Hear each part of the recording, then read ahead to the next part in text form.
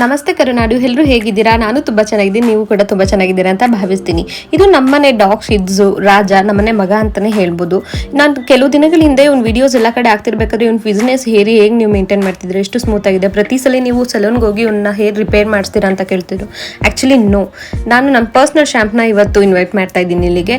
ಲಜಾಲೆ shampoo ಅಂತ, ಇದು ಫ್ಲಿಪ್ಕಾರ್ಟಲ್ಲಿ ಸಿಗುತ್ತೆ. ನೀವು ಬೇಕಾದ್ರೆ DM ಮಾಡಿ, ನಾನು ನಿಮಗೆ ಲಿಂಕ್ ಕಳಿಸ್ತೀನಿ. ಇದರಲ್ಲಿ 4 ಅಂಶ ಹೊಂದಿರುತ್ತೆ. ನಿಮ್ಮ ನಾಯಿ ಸ್ಕಿನ್ನ ಕೋಟ್ನ ತುಂಬ ಚೆನ್ನಾಗಿಟ್ಟಿರುತ್ತೆ, ಫಿಸಿನೆಸ್ನ ರೆಡ್ಯೂಸ್ ಮಾಡುತ್ತೆ, pH ಬ್ಯಾಲೆನ್ಸ್ ಆಗಿದೆ, ಇದು ಪ್ಯಾರಾಬೆನ್ ಆ್ಯಂಡ್ ಸಿಲಿಕಾನ್ ಫ್ರೀ ಆಗಿರುತ್ತೆ ಈ shampoo.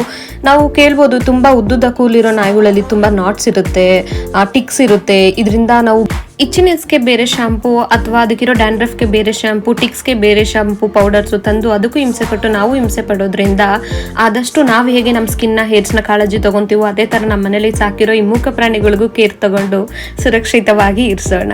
Take care, bye, have a good day.